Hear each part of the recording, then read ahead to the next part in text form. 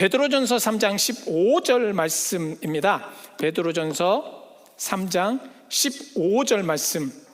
베드로전서 3장 15절. 제가 가지고 있는 성경은 신약 성경 380페이지입니다. 380페이지. 베드로전서 3장 15절 말씀.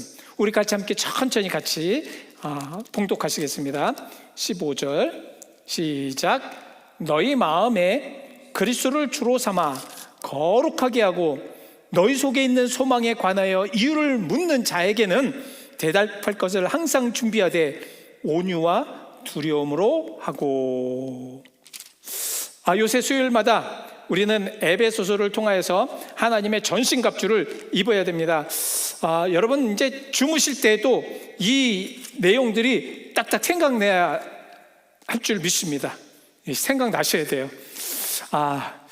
우리 그 목사님 아주 지겹게 아주 잘 때까지 그 소리가 윙윙 들릴 정도로 이렇게 말씀하시는구나. 그렇지 않으면 참 살아가기가 힘들기 때문에 그래요.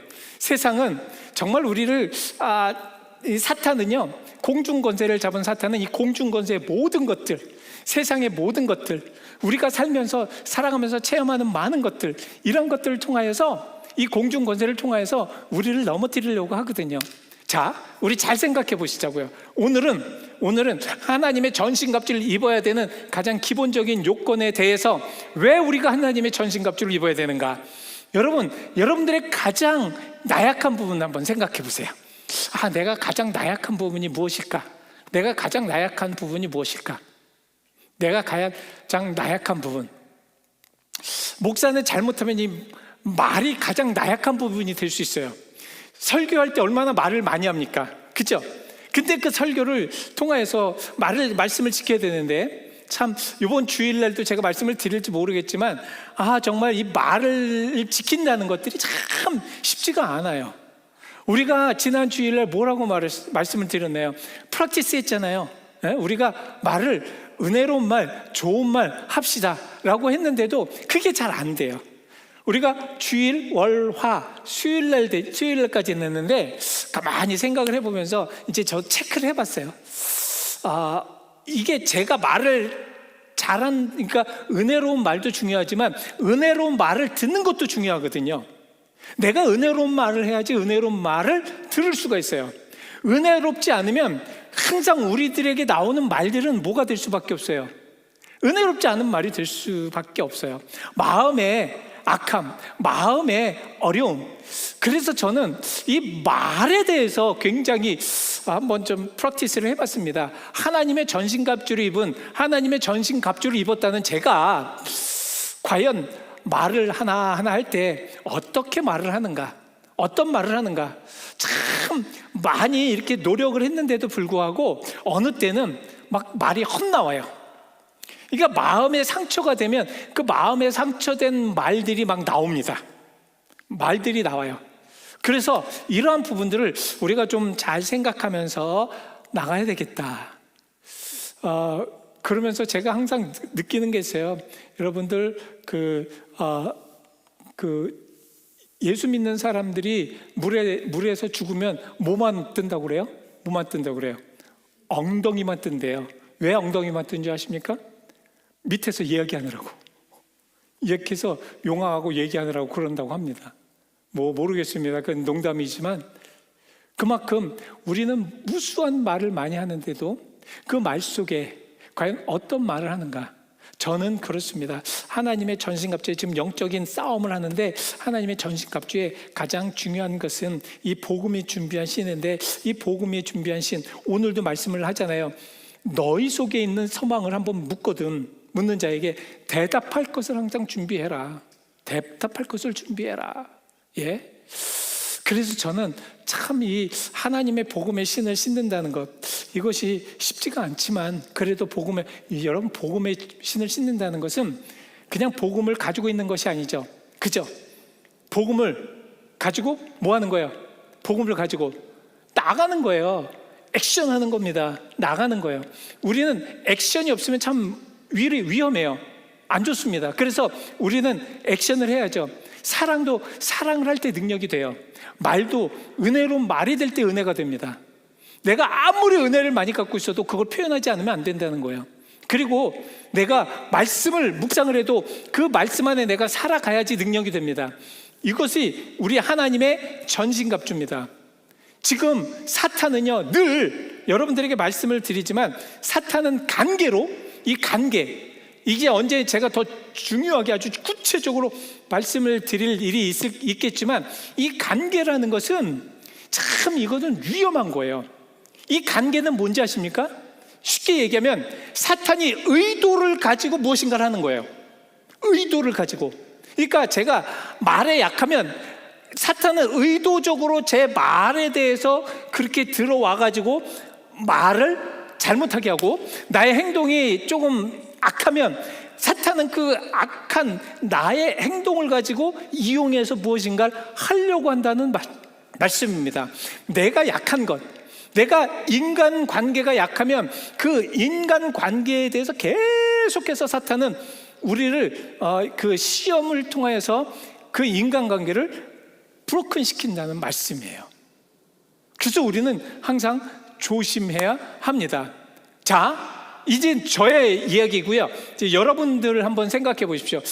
내가 이 3일 동안의 어떤 말을 했고, 내가 3일 동안에 또 어떤 행동을 했고, 내가 3일 동안 어떤 생각을 했으며, 내가 3일 동안에 어떻게 이 사탄, 그러니까 영적 싸움에서 이기기 위해서 하나님의 전신갑주를 입고 나에게 가장 약한 부분, 복음이 약한 부분, 아니면 그 마음이 약한 부분, 아니면 전 진리에 대해서 믿는 것이 약한 부분, 믿음에 대해서 약한 부분, 이러한 부분들, 그리고 어떤 면에서는 정말 성령의 능력에 대해서 전혀 어떤 그 경험이 없는 이런 부분들을 한번 생각해 보면서 우리의 약한 부분을 우리가 이제 이 전신갑주에 대해서 말씀을 나누면서 계속 우리는 더 강하게 만들어야 합니다.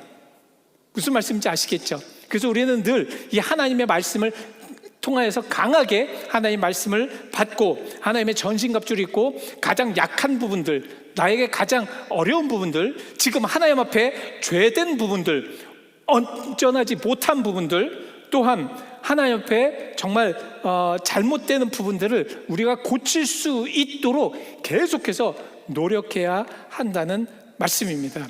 그것이 바로 오늘 우리가 하나님의 전신갑주를, 내가 하나님의 전신갑주를 입어야 하는 이유입니다. 이제 아시겠죠? 이 계속해서 이제 여러분들에게 계속 다른 포커스로, 다른 또 뷰로 여러분들에게 이 하나님의 전신갑주를 우리가 이제 입어야 되는데, 입으라고 우리가 이제 말씀을 드릴 건데, 오늘은 내가 가장 약한 부분을 한번 체크업하자는 말씀입니다. 가장 약한 부분. 왜냐하면 너희 속에 있는 소망에 관한 이유를 묻는 자가 있는데, 이러한 것을 대답하기 위해서는 우리가 어떻게 돼요? 준비해야 되죠. 강해져야죠. 그죠?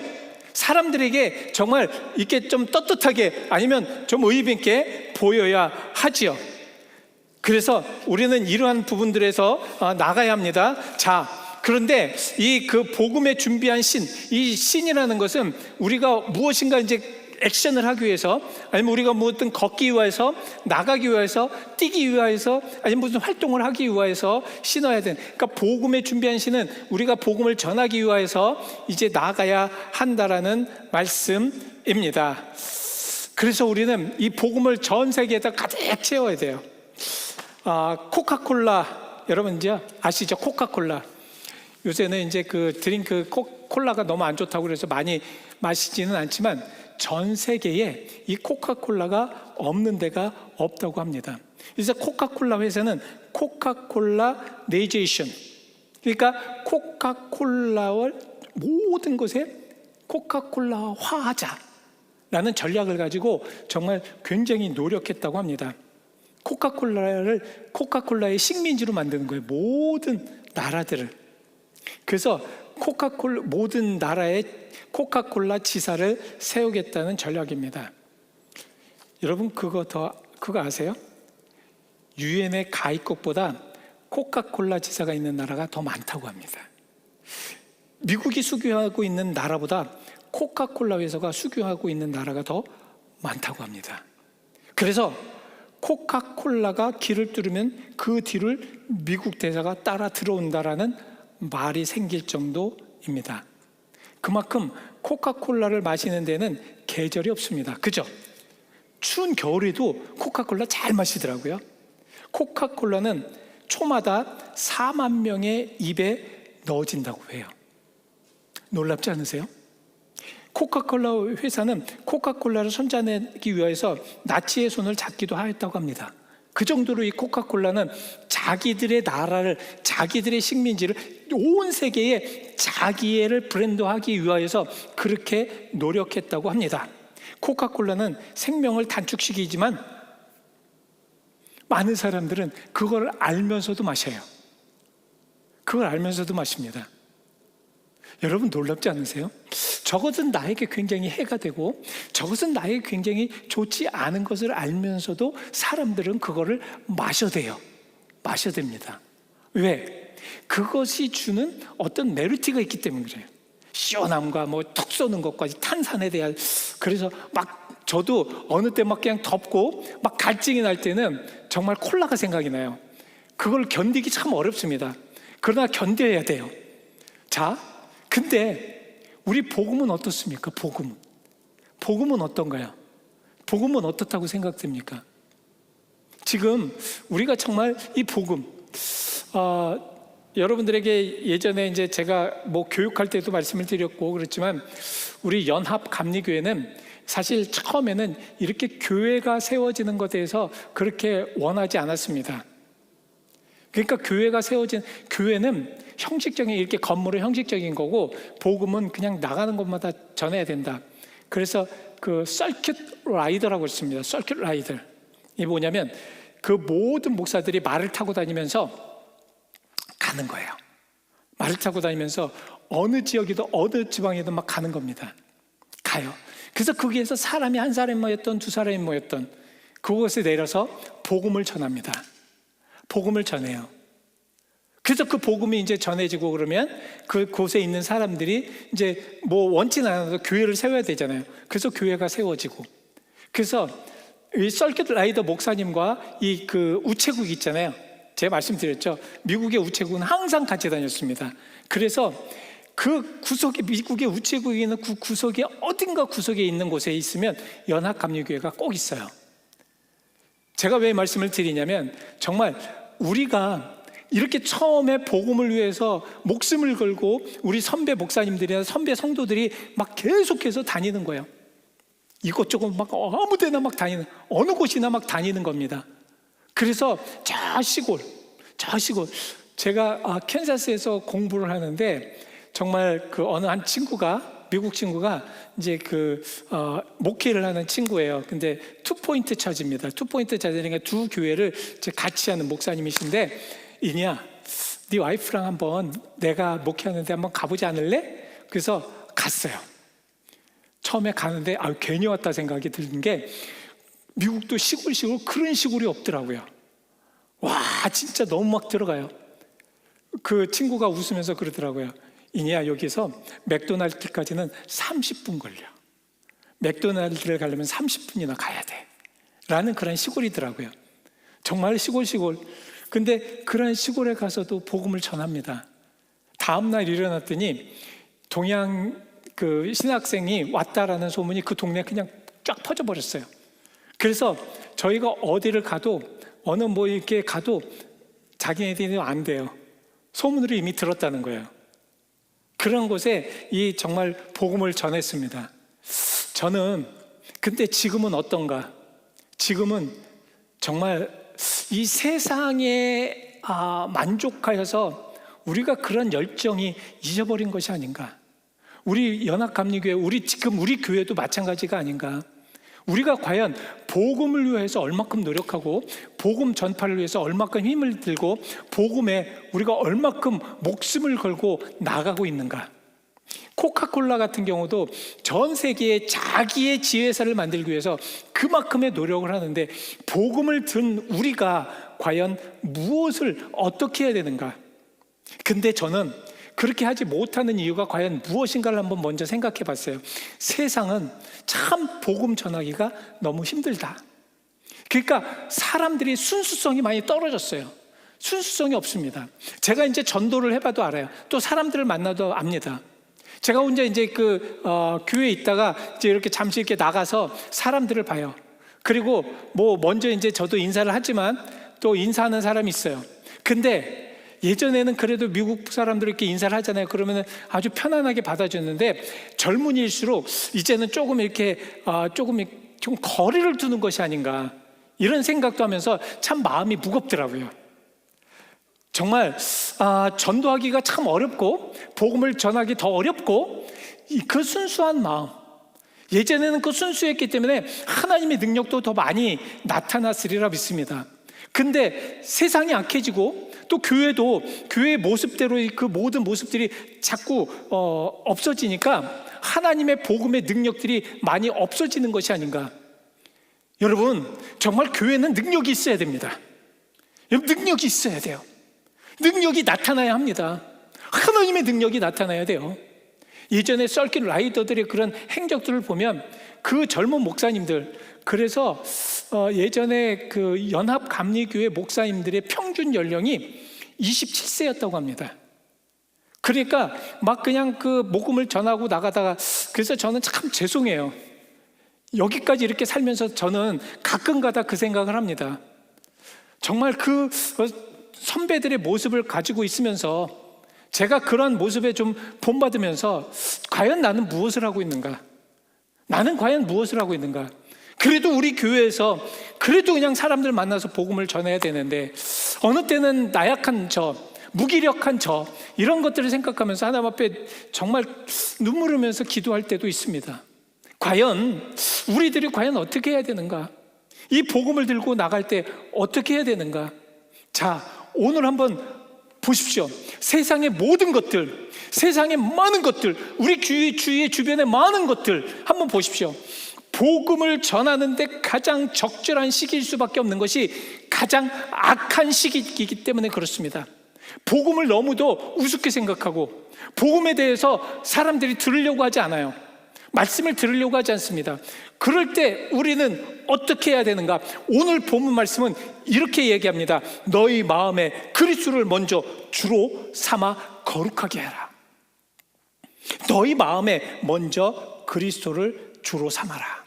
이게 어떤 말씀이냐면, 사실 이 말씀은 정말 그리스도의 삶을, 그리스도인들의 삶을 어떻게 살아가야 되느냐, 과연 어떤 것이 그리스도의 삶이 돼야 되는지, 그런 핵심 말씀입니다. 자, 이 당시에 이 말씀은 어디로 수신자, 그러니까 이 말씀을 받는 이들은 어디냐면 베드로 전서 1장 1절에 한 군데가 아닙니다. 본도, 갈라디아, 갑바도기아, 아시아, 비누니아에 흩어져 있던 살던 그리스도인들에게 보낸 편지입니다. 그러니까 한 곳에만 보낸 것이 아니라 여러 곳에 이 복음의 편지가 전해졌어요. 근데 그들의 상황과 그들의 형편은 어땠느냐? 편했느냐? 아주 그냥 좋았느냐?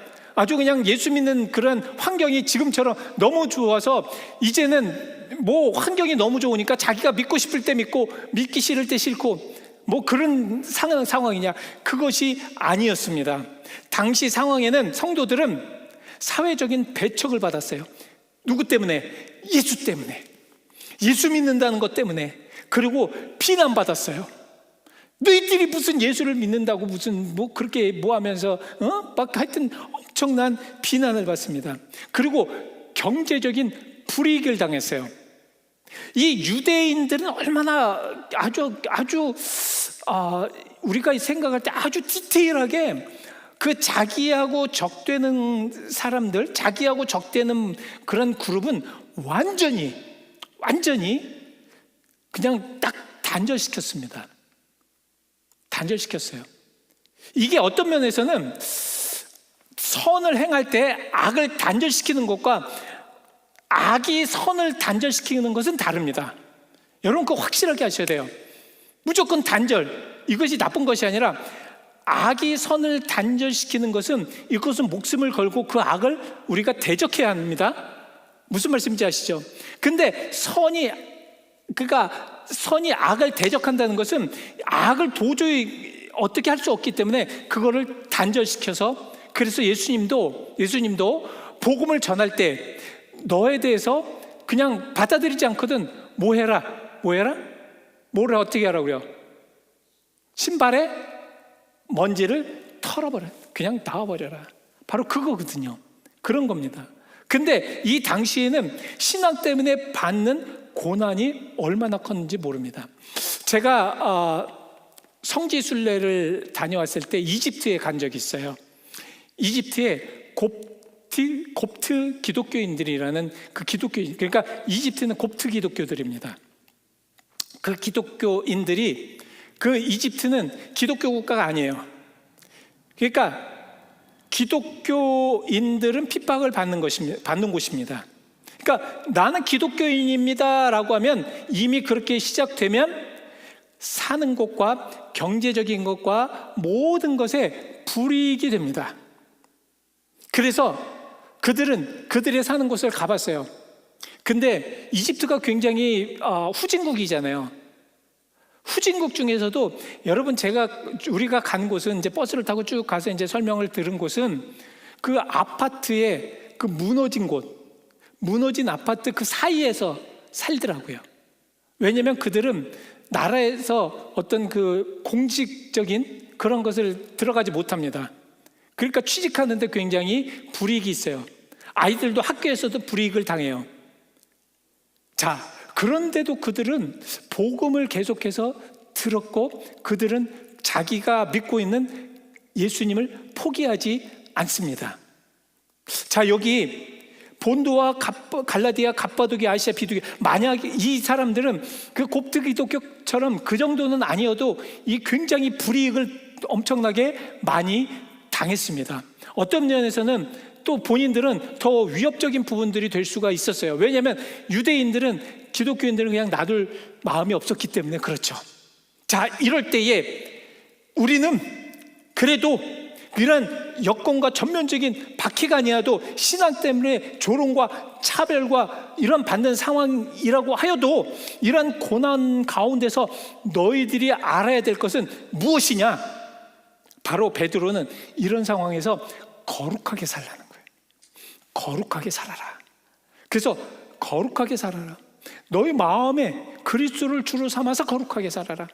그냥 나는 거룩하다가 아니라 마음에 예수 그리스도를 나의 구주로 일단 삼으라는 거예요.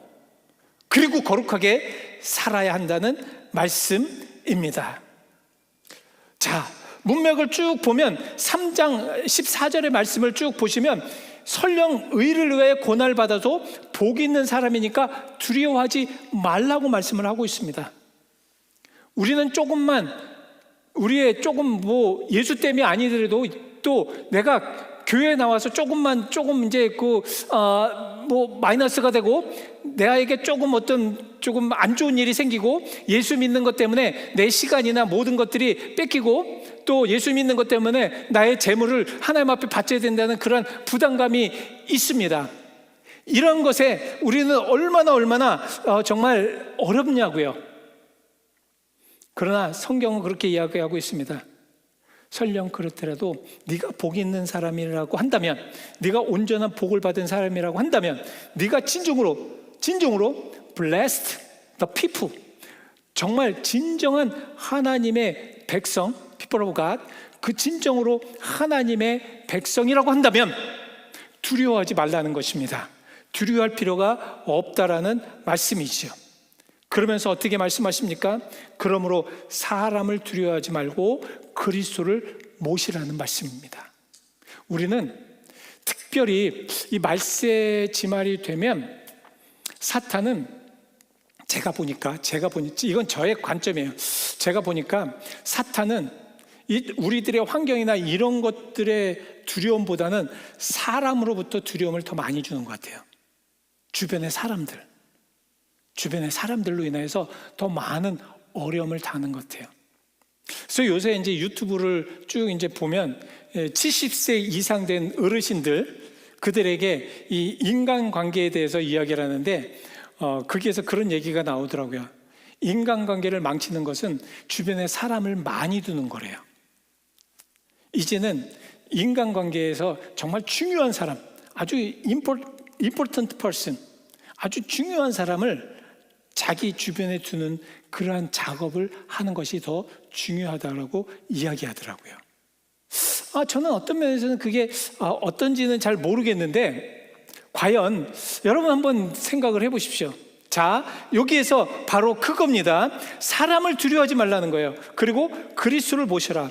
복음을 설명할 준비를 해라. 그 말씀입니다. 자, 여기 이제 잘 보십시오. 거룩하게 하는 그런 너희 마음에 이제 소망에 관한 이유를 묻을 겁니다. 야, 너 과연 왜 예수 믿어? 너 예수 왜 예배당 가? 너 왜 예배 드려? 너 왜 예배에서 11시에 예배 딱 가는데 왜 너 그런 예배를 드리니? 라고 이야기하면, 물어보면 여러분 뭐라고 대답하실 거예요? 뭐라고 대답하실 겁니까? 제가 한 10초 정도에 드릴게요. 제가 이제 여러분들에게 이렇게 물어봅니다. 당신은 왜 예수 믿습니까? 뭐라고 대답하시겠습니까? 당신은 왜 예수 믿습니까? 뭐라고 대답하시겠어요? 바로 그거예요. 너가 가지고 있는 소망이 뭐니? 너가 예수를 믿는다는데, 이런 핍박 속에서도 예수를 믿는데 무슨 소망이 있길래 그 예수를 믿니? 이 얘기예요. 여러분, 지금 이 세대에 여러분들에게 당신 왜 상황연합감리교회 다니십니까? 라고 묻거든 여러분들 뭐라고 대답하시겠어요? 이게 저기 물어볼 것이 따로 있지 그런 걸 왜 물어봐? 싸우실 겁니까? 예? 여러분 어떻게 하실 거예요? 우리 어떻게 해야 됩니까? 어떤 모습으로 살아야 됩니까? 자, 여기에서 그렇게 말씀하고 있습니다. 그렇게 이유를 묻는 자에게 대답할 것을 뭐하되? prepare. 항상 준비하고 있으라는 거예요. 그러니까 어떤 사람이 내가 이렇게 살 때 어떤 사람이 분명히 나한테 상황한국인연합감리교회에서 너 왜 그 교회 다녀라고 물어볼 때 나는 뭐라고 대답할까? 우리 교회 123년 돼서 그래서 다녀. 그거는 그런 의미는 없죠. 예? 우리 교회 그냥 좋아. 우리 교회 우리 집에서 가장 옆에 있기 때문에 다녀. 우리 교회 바다 근처에 있어서 너무너무 보기 너무 좋아서 다녀. 이런 것들은 그들에게 소망이 아닙니다. 그들에게는 그런 답이 별로 의미가 없습니다. 여러분 어떻게 하겠어요? 여기 대답할 것을 항상 준비하되, 자, 온유. 온유는 무엇입니까? 온유, 부드러움입니다. 절제입니다. 겸손이에요. 그리고 싸워서 이기는 것이 아니라 정말 선으로 이기는 것입니다. 이게 온유예요. 이게 온유입니다. 그러니까 여기서 대답할 것을 준비하고 그 대답할 것에 겸손함을 해라. 우리는 얼마나 사실 어떤 면에서 교만해요. 그죠? 참 교만하잖아요. 세상이 다 나의 것 같고 내가 다 아는 것 같고 저렇게 물어보는 사람은 정말 기분 나빠요. 당신이 뭔데 이렇게 물어보고 당신 이것도 몰라고 하면서 비아냥대고 이럴 수 있습니다. 근데 그러지 말라는 거예요. 그러지 말라는 거예요. 부드러움과 겸손과 절제로 그렇게 하라는 것입니다. 그리고 더 중요한 것이 있습니다. 더 중요한 것은 두려움으로 하고, 두려움으로 해라. 무엇입니까? 사람을 무서워하는 두려움이 아닙니다. 이것은 사람 무서워하라는 게 아니에요. 누구를? 하나님을 경외하는 마음입니다. 우리가 다 어떤 사람에 대해서 어떤 사람이 나에게 물었을 때 이 마음에 하나님을 경외하는 마음이 가득 차 있다면 얘기할 게 나와요. 얘기할 수 있습니다. 그냥 이 마음에 아주 그냥 미움과 거짓과 아주 그냥 울분과 이런 것으로 가득 차 있으면 그 안에 나오는 것은 복음이 될 수가 없지만, 온유와 하나님을 경외하는 그 믿음을 가지고 있는 이들에게는 대답할 것들이 준비된다는 거예요. 근데 더 놀라운 건 아십니까? 저는 이 말씀에 정말 놀라운 게 무엇이냐면 하나님은 그렇게 준비하는 이들에게 능력도 준비해 주십니다. 능력도 준비해 주셔요. 그래서 그런 이들이 말을 할 때 하나님의 능력이 나타날 수밖에 없다는 거죠. 자, 이제 우리가 조금 이제 이 말씀을 한번 좀 잘 이렇게 리뷰해 보시겠습니다. 자, 예수님의 삶을 중심으로 모실 때 그리스도인의 말과 행동은 먼저 그리스도를 주로 모시는 내면의 태도로부터 나옵니다. 어떤 말씀이냐면 나의 마음이 어떤가, 준비된 마음이 어떤가에 따라서 그 모든 것이 리스폰이 된다는 거예요. 우리 마음에 악이 있고 우리 마음에 미움이 있고 우리 마음에 거짓이 있으면 우리들의 그것으로부터 나오는 우리들의 모든 말은 복음의 말이 아니라 악한 사탄의 말이 될 수가 있다라는 것이죠. 그래서 우리는 항상 조심해야 합니다. 그래서 항상 말씀을 우리에게 계속 가지고 말씀이 우리에게 참 있어야 하는 이유가 바로 그것입니다. 여러분, 구원말 일제시대 때에 민족 지도자였던 이상제 선생은 당시 서재필이나 이승만으로부터 예수를 믿으라는 권면을 계속 받았다고 합니다. 그러나 그것을 번번이 거절했대요.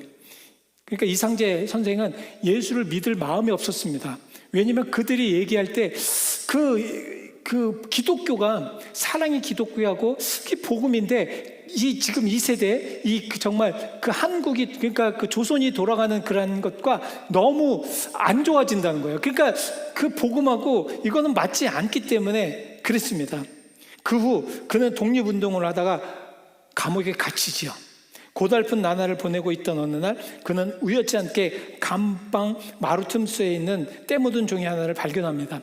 거기에서 마태복음 5장 38절 39절 나는 너에게 이르노니 악한 자를 대적하지 말라. 누구든지 내 오른뺨을 치거든 왼편도 돌로 대며 또 너를 송사하는 속옷을 가지고자 하는 자에게는 겉옷까지 가지게 해라는 그런 말씀입니다. 이게 되냐고요. 이게 화가 나죠. 화가 날 수밖에 없죠.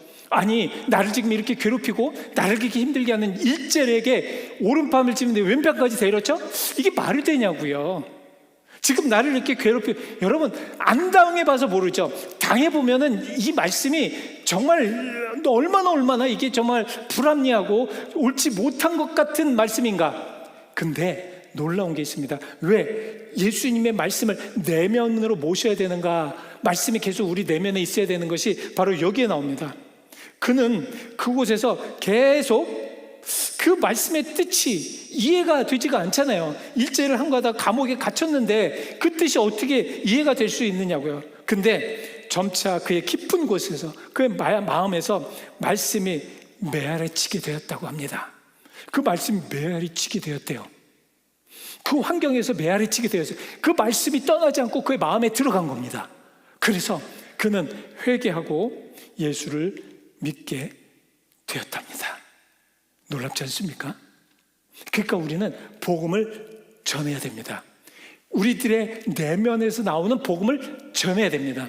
이 내면에서 나오는 복음을 전하는 사람들의 말이 어때야 돼요? 복음적이어야 되잖아요. 지난주의 말씀처럼 복음적이어야 돼요. 그렇죠? 복음적이어야지 우리는 이겨나갈 수가 있습니다.